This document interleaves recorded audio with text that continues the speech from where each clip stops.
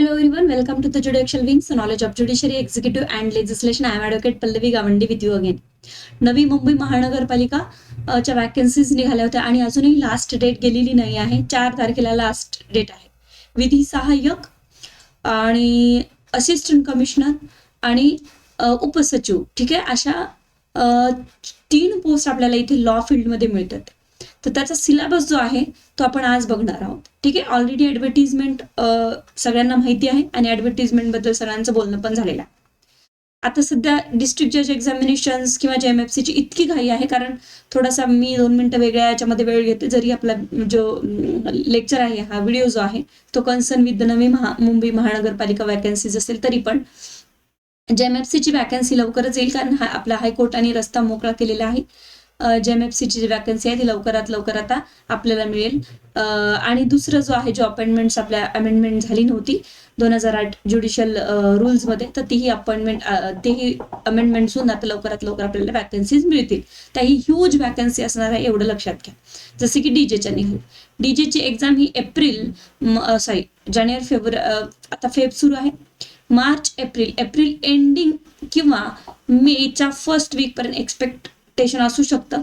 त्याचं कारण असं आहे की 17 तारखेपर्यंत आपल्याला फॉर्मच भरायचे, 25 पर्यंत ऑफलाईन पाठवायचे आहे आणि त्यानंतर लिस्ट होईल इलिजिबल कॅन्डिडेटची आणि त्यानंतर 15 ते 20 दिवसात आपल्याला ते डेट देतील. कमीत कमी तिथून 1.5 महिना तरी त्यांना आपल्याला वेळ देणे गरजेचे आहे. त्यामुळे अशा हिशोबाने जर तर मे फर्स्ट वीक किंवा एप्रिल एंडिंग पर्यंत आपली ही वॅकन्सी एक्झाम्स होऊ शकतात.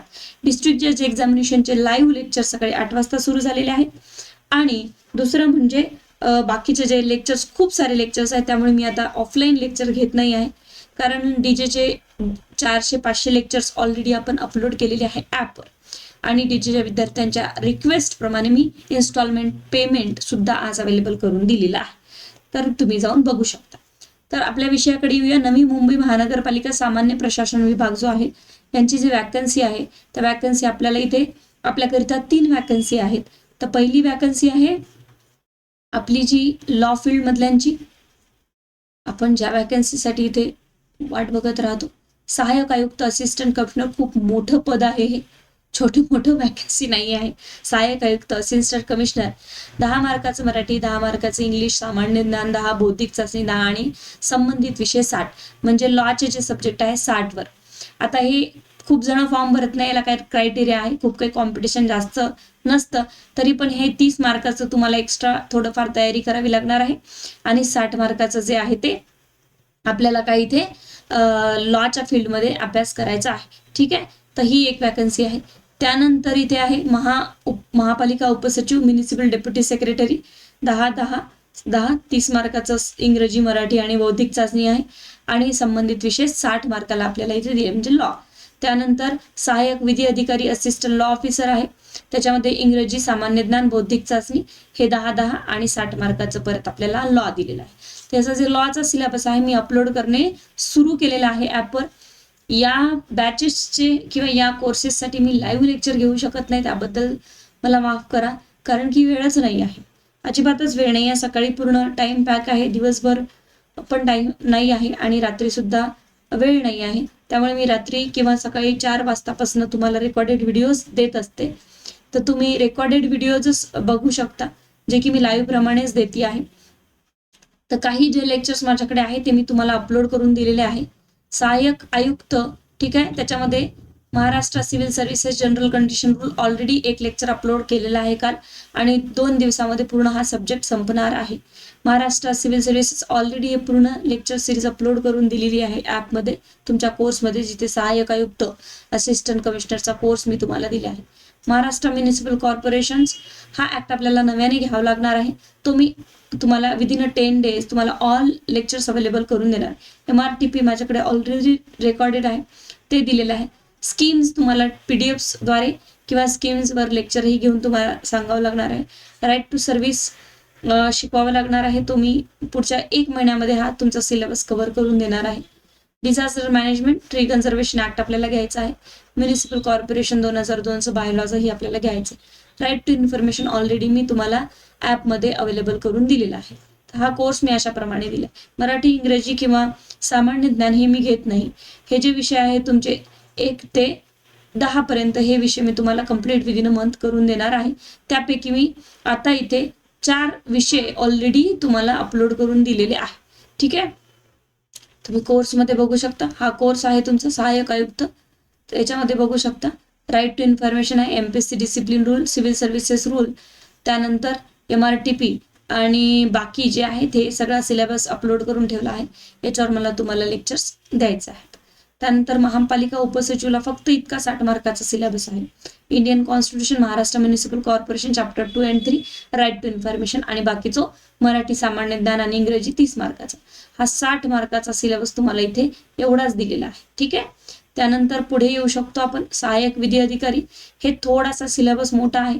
Fundamental laws, procedure laws, fundamental law मध्ये मग आपण IPC, इंडियन कॉन्स्टिट्यूशन्स अशा प्रकारचे जे फंडामेंटल्स काही त्यातनं पोर्शन्स मी सॉर्टिंग आउट करून तुम्हाला देणार आहे. या परीक्षे संदर्भात जो काही येईल तो situational law, recent case laws, Maharashtra municipal corporation, Maharashtra MRTP already आहे, हा दिलाय तुम्हाला. हे दोन्ही विषय मी अपलोड करून देते आहे आज रात्रीपर्यंत. त्यानंतर MRTP, राईट टू इन्फॉर्मेशन दिलाय, राईट टू एज्युकेशन दिलाय. पोल्युशन कंट्रोल बोर्ड रूल नाही आहे आपल्याकडे, आपल्याला घ्यावं लागेल ते. ठीक आहे, the essential services maintain ESMA act नाही आहे आपल्याकडे, तेही मी घेणार आहे. ह्युमन राईट्स ऑलरेडी आहे माझ्याकडे रेकॉर्डेड लेक्चर्स, आणि SC ST पण आपल्याकडे लेक्चर्स आहे. ठीक आहे, अजून याचा सिलेबस बाकी आहे थोडा.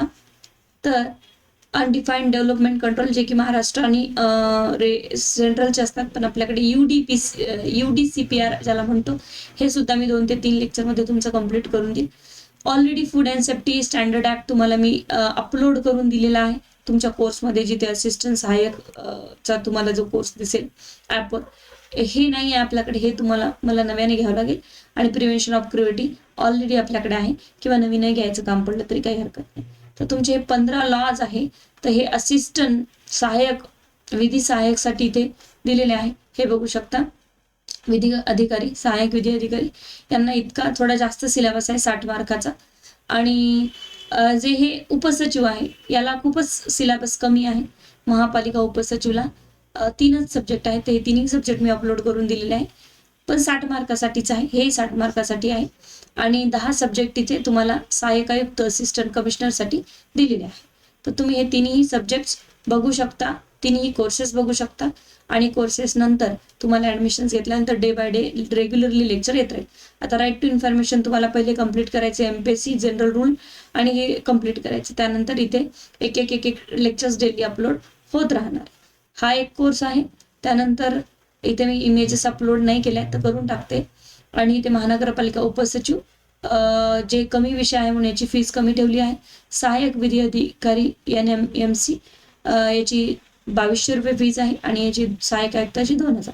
अतिशय कमी फीज मध्ये 4 मंथ मी तुम्हाला इथे दिली आहे, कारण याच्यामध्ये लगेचच तुमच्या एक्झाम्स होणार आहे. खूप जास्त वेळ तुमच्याकडे नाही आहे. ठीक आहे, विदिन 1-2 मंथ इथे तुम्हाला काय करायचं आहे, अभ्यास करायचा आहे. तर हा एक तुमचा मुद्दा आहे.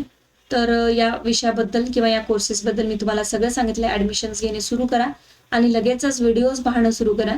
त्याचं कारण असं आहे की तुमच्याकडे जास्त वेळ नाही आहे. लगेचच ते कधीही ऍडव्हर्टिजमेंट, आता 4 तारीख लास्ट डेट आहे, 4 तारीख झाली की ते कधीही 15 ते 20 दिवसामध्ये किंवा within a month direct date देऊ शकतात एक्झामिनेशनची. ठीक आहे, हे काही MPSC किंवा कुठलं UPSC नाही आहे की 2-3 महिन्याचा तुम्हाला वेळ देण्यात येणार आहे. सिलेबस खूप कमी आहे. 10 मार्काचं सामान्य ज्ञान किंवा 10 मार्काचं इंग्रजी मराठी तुम्ही युट्यूबवरूनही करू शकता. ठीक आहे की नाही. तर त्याप्रमाणे तुम्हाला इथे जायचं आहे. तर हे कोर्सेसचे ज्यांची डिमांड होते त्यांच्यासाठी मी कोर्स अपलोड केलेले आहे. आता अजून मला 15 दिवस तरी लागतील की याच्यामध्ये सगळे सब्जेक्ट ऍड करायला, जे की नवीन आहे, जे की महानगरपालिकेचा ऍक्ट आपल्याकडे रेकॉर्ड आहे, पण जे की महाराष्ट्र सांगितलं थोडे चेंजेस आहे म्हणून मी तुम्हाला देणार नाही आहे.